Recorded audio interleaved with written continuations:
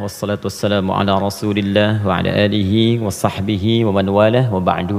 Fa ya ibadallah usi nafsi wa iyyakum bi taqwallahi faqad fazal muttaqun fala tamutunna illa wa antum muslimun. Faqala ta'ala ya ayyuhalladzina amanu taqullaha haqqa tuqatih wa la tamutunna illa wa antum muslimun. Teman-teman sekalian, saudara-saudariku, alhamdulillah kembali kita diberikan nikmat oleh Allah Subhanahu wa taala. Yang paling besar adalah nikmat hidup sampai saat ini.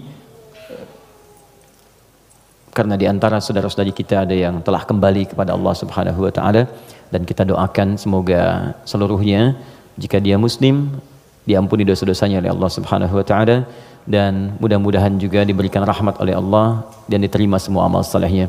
Untuk kita yang masih hidup, perbedaan aktivitas, profesi itu hanya muka dunia saja.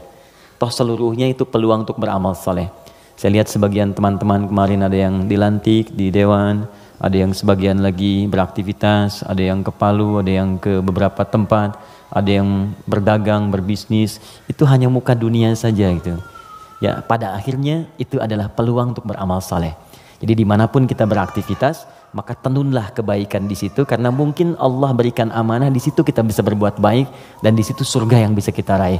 Maka jangan sampai ketika Allah titipkan kita sia-siakan peluang itu, karena tidak semua orang bisa mendapati itu semua. Saya turut mendoakan apapun yang kita kerjakan semoga diberkahi oleh Allah Subhanahu wa taala. Teman-teman sekalian, hari ini saya spesial ingin berikan kesempatan untuk diskusi kita. Kita tanya jawab hari ini supaya lebih luas dan ada jeda dulu dari apa yang kita bahas dari tema-tema yang lalu, sehingga barangkali temanya bisa lebih meluas untuk diskusi, dan persoalan-persoalan yang kita hadapi mungkin bisa lebih banyak di-share dan diberikan solusinya berdasarkan pandangan Al-Quran dan Sunnah Rasulullah SAW. Sebelum kita buka untuk diskusi ini, tadi dibacakan Al-Fatihah. Saya sedikit saja ingin share dari tinjauan ilmu Al-Qurannya. Al-Fatihah itu satu surat yang sangat istimewa di dalam Al-Quran. Semua punya keistimewaan surah Al-Quran tanpa kecuali. An-Nur itu surah cahaya. Jadi kalau teman-teman ingin dibimbing oleh Allah punya cahaya dalam hidup, ya cahaya dalam berperilaku, bagaimana Allah membimbing kita supaya pandangan kita dapat bimbingan dari Allah, pendengaran dapat bimbingan. Itu ada 10 bimbingan utama di surah An-Nur. Ada cahaya di alam kubur, itu surah Al-Mulk. Orang yang biasa senang baca surah Al-Mulk, nanti itu diberikan cahaya ketika dia masuk di alam kuburnya. Silahkan kalau nggak percaya buktikan aja di Al-Mulk, nanti saat masuk ke alam kubur akan terasa gitu. Kemudian ada lagi yang saat di hari kiamat, surah Al-Baqarah dengan Ali Imran. Al-Baqarah, Ali Imran itu spesial, dia bisa jadi pelindung saat ketegangan hisab. Ada yang suasana tegang, orang udah nggak peduli, yang penting pengen dihisab aja. Ya, nanti ada 7 golongan santai aja, tapi di tenda besar. Santai. Ya, sab'atun yadhilluhumullahu fi dhillin yauma la dhilla illa dhilluh. Ada 7 golongan yang saat di hari kiamat tenang aja mendapat naungan Allah, saat semua umumnya orang gelisah. 7 golongan ini ada al-imamul adil, imam yang adil. Ada kemudian yang paling indah itu rajulun, seorang laki-laki atau syambun qalbuhu muta'alliqan bil masajid. Ada orang yang lekat dengan rumah Allah. Jadi pengennya tuh ke masjid, pengen baca Quran di masjid, pengen itikaf. Ada syabban yatahabbani fillah, 2 orang yang bersahabat karena Allah. Cari sahabat-sahabat yang dekat tuh bisa saling mengingatkan, itu bersahabat sampai ke surga nantinya. Ada hadisnya. Ya, misalnya yang perempuan akhwat dengan akhwat, yang laki-laki ngingetin, yuk bangun tahajud yuk, gitu kan? Yuk baca Al-Quran, ayo kita ke majlis ilmu. Terus kalau ada berbuat yang kurang diingatkan, itu nanti di akhirat disatukan bahkan sebelum dihisab. Santai. Nah, tapi itu tendanya besar. Keluar dari tenda itu mustahil. Tapi ada 1 golongan yang bisa jalan-jalan saat hisab. Keluar dari tenda itu jalan aja. Dialah pecinta Al-Baqarah dan Ali Imran. Ahli Al-Baqarah dan Ali Imran. Hadisnya sahih di Al-Bukhari. Ka'annahuma ghamamatan. Orang yang sering baca. Bukan spesifik hafal ya. Ingat, bahkan baca. Dia mencintai Al-Baqarah, cinta Ali Imran. Sebelum tidur dia baca. Dia telaah itu. Itu nanti keduanya menjadi pelindung. Ka'annahuma ghamamatan. Jadi saat lelah, penat, padat, panas, itu jadi pelindung di atas kepala ya. Nah, kalau Anda punya bukunya Al-Imam An-Nawawi, namanya At-Tibyan fi Adab Hamalatil Quran. Jadi sebelum menulis Al-Arba'in 42 hadis, pernah dengar? Ada Riyadus Shalihin 1896 hadis, beliau menulis namanya At-Tibyan fi Adab Hamalatil Quran. Bagaimana bercengkrama dengan Al-Quran, ada petunjuknya. Nanti ada di halaman 52 terbitan Darun Nafais paling kanan pertengahan. Itu dikisahkan orang yang senang sebelum tidur baca Al-Baqarah. Saking senangnya di kebiasaan. Dan itu saking dekatnya dengan surat itu, dia tertidur satu masa belum sempat baca Al-Baqarah. Tiba-tiba dalam tidurnya kaget, dia bangun mimpi, terus tangannya tersenggol kawannya. Kawannya kaget, bangun juga, dia tanya, "Mas Bika, kenapa kamu begini?" Kata kawan yang tadi, "Wallahi ra'aitul fil manam laqad natahatnil baqarah." Tadi saya di mimpi, di tidur saya mimpi, saya diseruduk Al-Baqarah. Al-Baqarah kan sapi betina gitu kan. Nah, diseruduk, bangun, kamu belum baca saya gitu. Nah, itu sampai begitunya gitu ya. Jadi kalau Allah sudah sayang dengan seorang hamba, terus dia dekat dengan Al-Quran, maka Al-Quran itu akan menjaga kita. Nah, Al-Fatihah dia spesial. Al-Fatihah itu kan ada alnya ya. Ya. Fatihah itu artinya pembuka. Oh, ini kelihatan? Belum saya tulis. Masya Allah, imannya kuat banget, belum ditulis udah kelihatan. Wah, luar biasa. Ya, semoga Allah ampuni dosa kita. Fatihah. Oke. Sini baik-baik, fokus. Fokus. Fatihah itu artinya pembuka, bukan sekedar pembuka, tapi pembuka semua ragam kebaikan. Semua jenis kebaikan.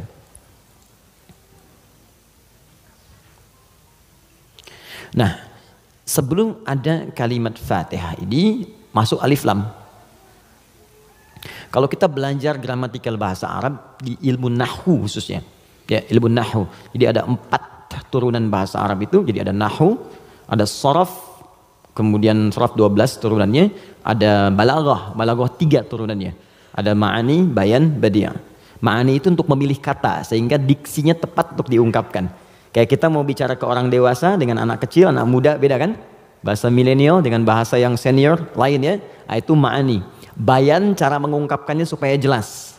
Badi untuk memperindah kalimat supaya nyaman diterima. Jadi kalau kita mengajar seperti orang tidak tergurui, memerintahkan tidak tersinggung untuk kemudian diarahkan. Itu badi ya namanya. Sama kayak Anda memuji, saling puji ya. Kamu cantik deh, itu biasa.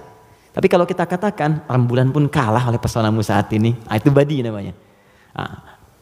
Silakan bikin status. Arud. Yang terakhir arud. Arud itu sebetulnya ilmu untuk bikin puisi di Arab. Ada 16 rumusnya. 16. Jadi disebut bahar namanya. Ada tawil, tawilun lahulun al-buhuri fadailu fa'ulun mafa'ilun fa'ulun mafa'ilu. Ada rajaz. Ya mustaf'ilun mustaf'ilun mustaf'ilun mustaf'ilun mustaf'ilun mustaf'ilun. Sautus safiril bulbuli hayyaja qalbi thamili al-ma'u wa zahrum ma'a zahri lahdil muqali fa anta yasali dari wa sayyidi wa maulali fakam tayyibuli ghuzailun uqayqali qataftuhu min wadatin fi hadha ar-rajuli faqala la la la faqad ghada muharwili wal walad wali ya wailali faqultu la tuwalwili fabayinu lu'lu ali qalat lahu hina kadza in radidul muqali kahatan ka khailali tabtabitam tabtabuli. Coba diulang. Itu orang Arab. Cuma nanti belakangan itu bisa jadi rumus untuk bisa membedakan cara baca Quran dengan cara bacaan di luar Quran. Bisa. Di puisi itu kan puisi Arab ada qasidah namanya. Ya qasidah itu asalnya bukan yang pakai rebana, bukan. Ya qasidah itu kalau puisi ada 7 bait disebut qasidah. Misal rumusnya madid, mufa'alatun fa'ilatun tala'al badru alaina min thaniyatil wada', itu asalnya qasidah. Dari bait puisi rumusnya madid. Ya, tapi orang jahiliyah dulu pun saat masuk Islam itu nggak pernah baca Quran dengan langgam-langgam ini. Ya, pernah ada riwayat sampai Nabi misalnya imam baca Quran dengan madid. Ya, tala'al badru alaina wadduha wal laili idza saja. Kan enggak kan? Jadi sejahiliyah-jahiliyah mereka pun itu nggak pernah digunakan langgam ini untuk baca Al-Quran karena memang beda. Jadi kaidah makanya nggak bisa musik misalnya sekarang lagunya dipakai untuk baca Quran, itu nggak bisa. Karena beda, ya beda ininya, frekuensinya lain. Gak ada kan imam baca sekarang, iyyaka na'budu wa iyyaka nasta'in, gak ada kan? Ya bisa sih bisa, cuman enggak gitu ya, kan gak enak kedengarannya. Itu ilmunya arud namanya. Dan ini ilmu bisa digunakan untuk mengukur pahala yang diberikan oleh Allah. Nanti lain waktu kita bahas. Nah, di ilmu nahwu ada al. Al ini punya 2 arti secara umum. Satu disebut ta'rif, ma'rifat. Ma'rifah.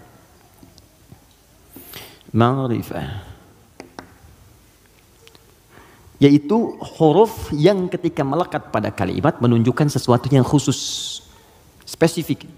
Kalau di bahasa Inggris, the mungkin ya, artikel the, car, mobil, umum. The car, yang ini nih, bukan yang lain. Pen, umum. The pen, yang ini, bukan yang lain. Nah itu dalam bahasa Arab al namanya. Jadi kalau ada al, yang dimaksud yang ini, khusus, spesifik, bukan yang lain. Al pertama yang melekat pada Al-Fatihah, berfungsi ma'rifah, menunjukkan sesuatu yang khusus.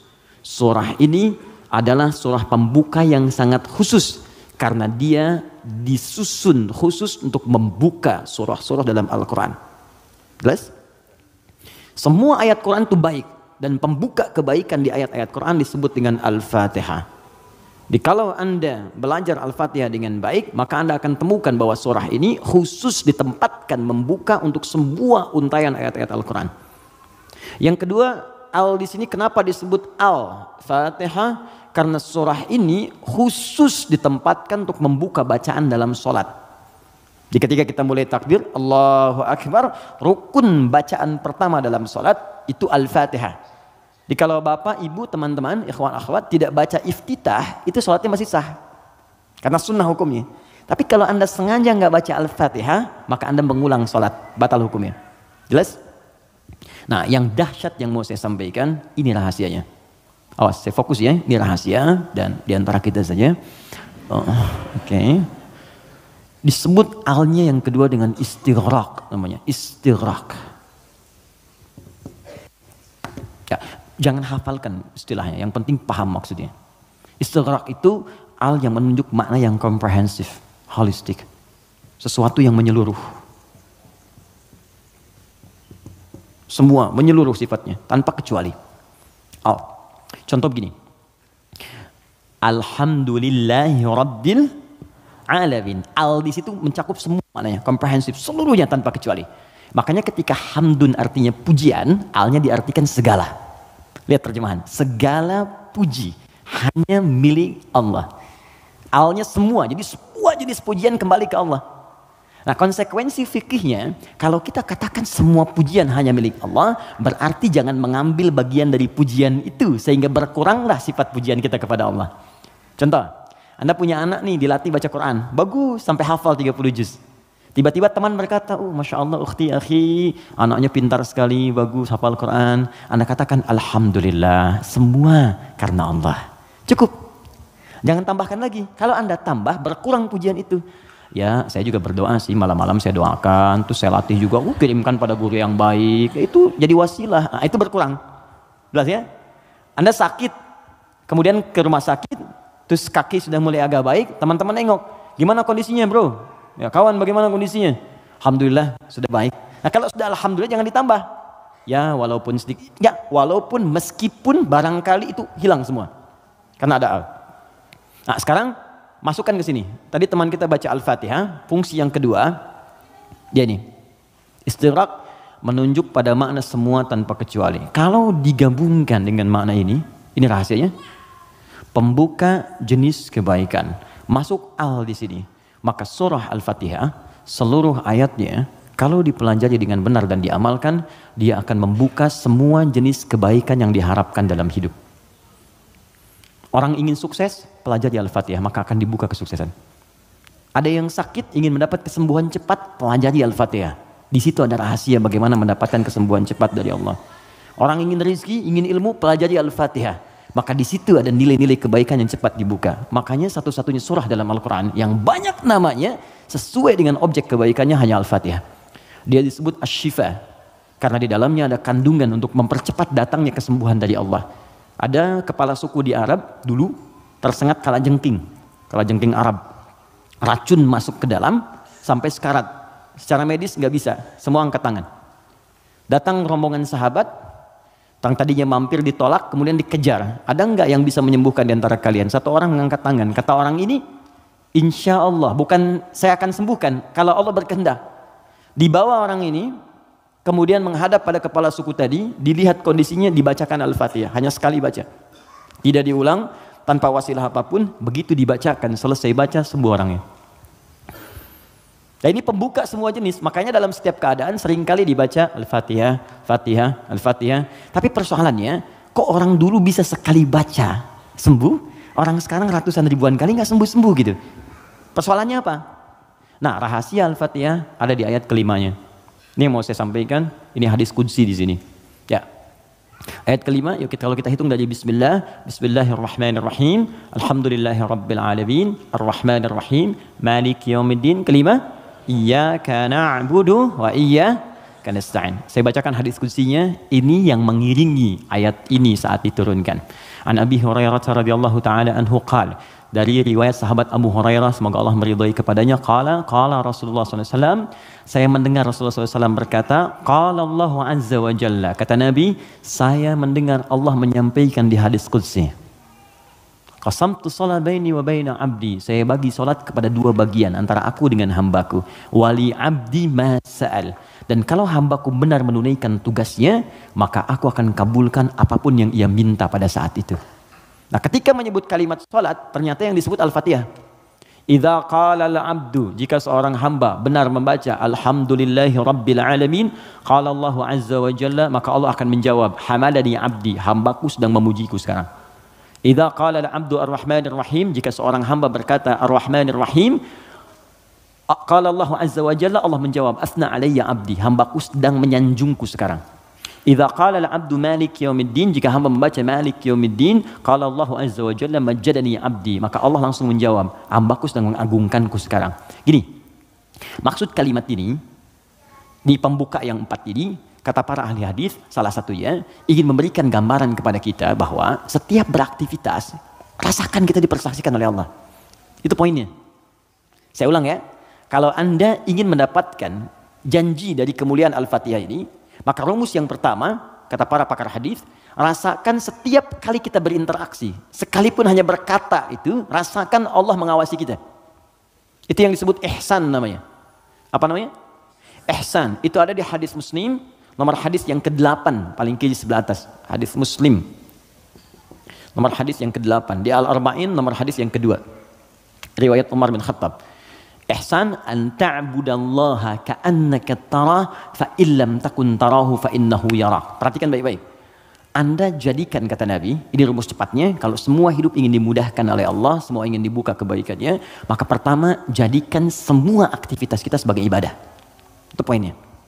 Yuk teman-teman yang kerja, niatkan ibadah. Kalau Anda cuma kerja aja, jangankan Anda yang belum beriman pun kerja juga. Coba cek. Anda bisnis, dia bisnis. Bisnisnya sama dengan Anda. Anda kerja, dia kerja. Kerjanya sama dengan Anda. Di kantor yang sama, jamnya sama, pekerjaannya sama. Dia belum beriman, Anda beriman. Pertanyaan saya, yang membedakan iman Anda dengan dia yang belum beriman apa? Maka kata Nabi, mesti ada bedanya. Bedanya itu adalah, jadikan pekerjaan kita diniatkan ibadah. Itu poinnya. Makanya setiap pekerjaan kita itu pasti melekat doa di dalamnya. Untuk menjadikan pekerjaan jadi ibadah. Silahkan cek. Cuma dalam Islam ya, dan kita hormati yang lain. Oke, jangan mencela, jangan apapun, kita hormati. Tapi kita yakini untuk menunjukkan Islam itu agama yang benar. Cuma dalam Islam, yang seluruh aktivitasnya bersanding dengan doa. Dari bangun tidur sampai tidur lagi. Coba lihat, bangun tidur kita ada doanya nggak? Ada. Cek. Yang lain tidak. Bangun tidur kita ada doa. Makan ada doanya? Ada. Minum? Ada. Berpakaian? Ada. Bahkan maaf ya, urusan ke toilet pun ada doanya. Bahkan kakinya diatur. Masuk toilet kaki kiri, keluar kanan. Beda dengan ke masjid. Masuk masjid kaki kanan, keluar kiri. Doa masuk keluar beda. Tuh, bekerja ada doanya. Even kita tidak tahu doanya pun, kata Nabi cukupkan dengan kalimat Bismillahirrahmanirrahim. Kullu amrin dzibalin la yubda'u fihi bismillahirrahmanirrahim fahuwa abtar. Setiap perbuatan baik yang tidak diiringkan kalimat Allah di dalamnya, minimal Bismillahirrahmanirrahim. Paling singkat Bismillah. Minum Bismillah, makan Bismillah, ya bekerja Bismillah. Itu kalau kita nggak ungkapkan itu mohon maaf, nilai ibadahnya hilang. Ya. Nah, apa manfaat menjadikan aktivitas kita ibadah? Di antara manfaatnya, kalau kita menjadikan itu ibadah dan kita merasa disertai, diawasi oleh Allah, maka mustahil Anda akan mengerjakan yang buruk dalam hidup. Mustahil. Ini ada minuman ditawarkan pada Anda. dan Anda merasa saat akan minum ini, Allah mengawasi kita, maka mustahil Anda akan menyentuh minuman yang tidak disukai oleh Allah. Mustahil. Demi Allah saya katakan.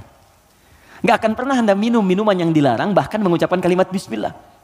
Udah minum aja dulu whisky-nya pakai bismillah biar dosanya kurang dikit. Nggak bisa. Mustahil.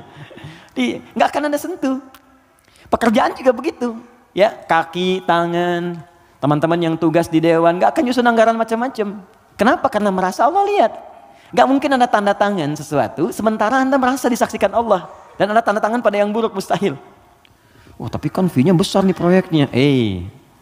Allah menyaksikan kita. Atau saya istikharah dulu deh biar benar. Jelas ya? Nah, kalau kita merasa disaksikan Allah, kemudian kita berada di track yang benar untuk mengerjakan kebaikan. Jadi dari mulai kepala sampai kaki itu semua baik. Melihat baik, karena takut begitu melihat yang salah, Allah lihat nih, malu. Mendengar baik, melangkah baik.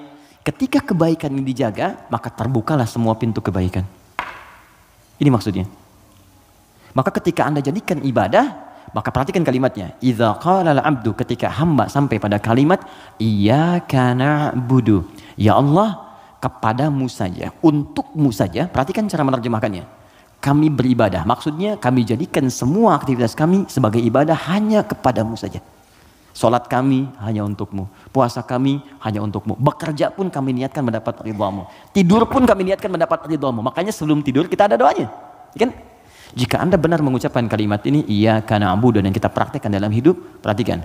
Wa iyyaka nasta'in. Ya Allah, saya seorang hamba yang pasti punya persoalan dan butuh pertolonganmu. Kalaupun saya punya masalah, pasti saya hanya akan minta kepadamu. Lihat jawabannya. Hadza baini wa baina abdi. Langsung dijawab oleh Allah tuntas. Ini perjanjian antara aku dengan hambaku. Wali abdi. Kalau hambaku benar komitmen dengan perkataannya, mengerjakan semua aktivitasnya sebagai ibadah kepadaku, masalah apapun yang dia minta, aku akan kabulkan. Hadis qudsi. Apapun yang dia minta, aku akan kabulkan. Bahkan ada orang yang belum minta sudah diberikan oleh Allah Subhanahu wa taala, bergantung pada level ibadah yang ia kerjakan. Semakin tinggi, semakin kuat. Nah, kalau Anda kumpulkan jumlah ibadah ini, ada sholat, ada puasa, Anda tingkatkan, infak, baca Quran, semakin ditingkatkan semakin tinggi, maka kumpulan ibadah ini disebut takwa namanya. Apa namanya? Takwa. Karena itu ketika Quran menyebutkan kalimat takwa, pasti bersanding dengan ibadah. Coba lihat, sholat ibadah bukan? Kalimat sholat dibuka dengan takwa. Dzalikal kitabu la raiba fihi hudal lil muttaqin. Al-Baqarah ayat 2. Siapa orang takwa di sini? Ayat 3. Alladzina yu'minuna bil ghaib wa yuqimunas shalah. Oke, teman-teman, kita puasa. Puasa dibandingkan dengan takwa. Al-Baqarah ayat 183. Ya ayyuhalladzina amanu kutiba alaikumus syiyam kama kutiba alal ladzina min qablikum la'allakum tattaqun. Yang kemarin haji, semoga Allah terima hajinya. Yang umrah, semoga yang belum segera berangkat insyaallah, ya. Yang gak cukup dengan amin, nabung, siapin schedule yang baik. Oke, sekarang lihat. Kita haji yang umrah, itu muaranya takwa. Buka Quran surah kedua, ayat 197, paling kanan sebelah atas. Al-hajju ashhurum ma'lumat, faman faradha fihinna al-hajja fala rafatha wala fusuqa wala jidala fil hajj wa ma taf'alu min khairin ya'lamhu Allah wa tazawwadu fa inna khairaz zadi taqwa. Semua takwa. Nah, rahasianya di sini. Kenapa kita diminta salat, puasa, zakat, takwa? Karena ternyata takwa itu wasilah untuk mencapai harapan yang kita inginkan. Buka Quran surah kelima ayat 35, paling kanan sebelah bawah di mushaf. Quran surah kelima Al-Maidah ayat 35. Saya kasih rumus cepat, setelah ini kita diskusi. Oke. Ya ayyuhalladzina amanu, hai orang-orang yang telah menyatakan dirinya beriman kepada Allah, ittaqullaha, tingkatkan takwamu kepada Allah. Tadi bentuknya ibadah. Di kalau sholat tingkatkan. Maksud ditingkatkan di sini dari yang fardu ke sunnah, gitu kan? Dia bukan menambah bilangan yang fardu. Oh berarti besok aku subuh dari 2 jadi 4 gitu ya Ustaz. Ya saya tambah dengan yang sunnah. Yo, yang belum duha, yang belum tahajud, tambah, naik ke atas. Ya, puasa tambah, yang dari Senin tambah Kamis. Okay? Kamis, Senin, Kamis, puasa Ayyamul Bid, 3 hari di pertengahan bulan. Tambah lagi misalnya Daud, kalau kita mampu sesuai dengan kemampuan. Naik, untuk apa? Teruskan ayatnya. Wabtaghu ilaihil wasilah. takwa itu gunakan sebagai wasilah untuk meminta kepada Allah apa yang kau harapkan. Teman-teman mau minta apa? Sukses di karir? Nyaman di rumah tangga? Anak-anak sehat? Pintar? Hafal Quran? Kalau Anda punya permohonan tertentu kata Allah, maka sebelum memohon, cari dulu wasilah takwa. Beramal dulu. Dan niatkan amalan itu untuk mewujudkan apa yang ingin Anda mohonkan tadi. Itu rumus. Makanya banyak orang yang mengerjakan ibadah itu diisi dengan doa permohonan. Puncaknya sholat. Makanya sholat disebut sholat karena banyak doa di dalamnya. Coba lihat, waktu kita diminta sholat. Mu'adzan itu pengumumannya, kan itu membuat kalimat bukan cuma sholat. Saya tanya sebentar, yang pengen sukses boleh angkat tangan siapa? Oke. Ya, it's happening. Oke, yang pengen bahagia? Baik. Yang pengen sukses tapi nggak bahagia? Pilih mana? Pilih mana? Sukses tapi nggak bahagia atau bahagia nggak sukses? Tidak ada pilihan ketiga dan nggak usah milih. Ini saya satu dulu. Oke, kalau Anda ingin keduanya, sukses dan bahagia, namanya falah di bahasa Arab. Apa namanya? Falahun.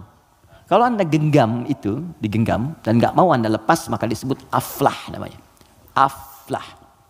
Oke, sekarang lihat sini. Teman-teman masih ingat setiap hari kita sholat kan? Sebelum kita sholat ada tanda waktu sholat telah tiba. Apa tandanya? Adzan. Yuk kita lihat suara adzan. Begitu Allahu Akbar sampai ke kalimat hayya 'alas shalah. Ayo sholat. Terus Anda bertanya, kenapa saya sholat ya Allah? Kata Allah, saya nggak butuh sholatmu. Kamu nggak sholat pun tidak akan menurunkan statusnya sebagai Tuhan. Cuman kamu butuh dengan sholat itu wasilah untuk minta kepadaku. Kamu sholat hayya 'alas shalah karena kamu ingin dapat falah. Maka dalam suara adzan setelah hayya 'alas shalah apa kalimatnya? Hayya 'alal falah. Kalau sudah digenggam itu aflah namanya. Kata Allah, orang beriman pasti menggenggam kesuksesan. Itu pasti. Jadi kalau orang beriman sukses itu nggak aneh. Yang aneh itu beriman tapi nggak sukses. Aneh itu. Pasti ada yang kurang menerapkan nilai keimanannya. Makanya Allah turunkan surat orang beriman yang sukses itu. Quran surah ke-23. Al-Mu'minun. Perhatikan pembuka ayatnya. Qad aflahal mu'minun. Aflah.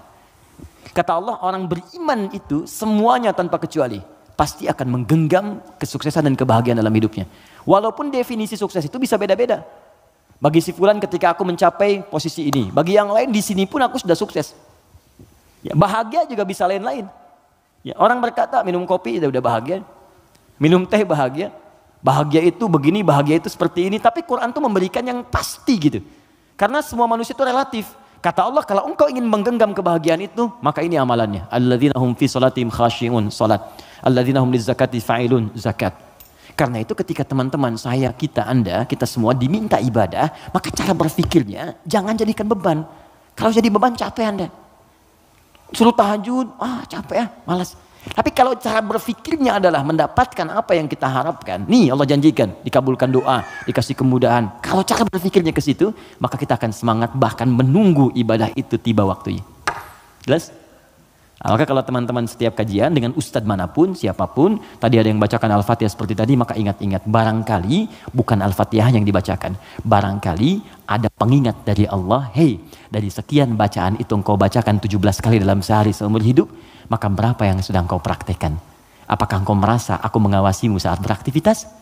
Ataupun engkau merasa bahwa setiap ibadah itu bukan beban, tapi untuk mengabulkan apa yang engkau harapkan?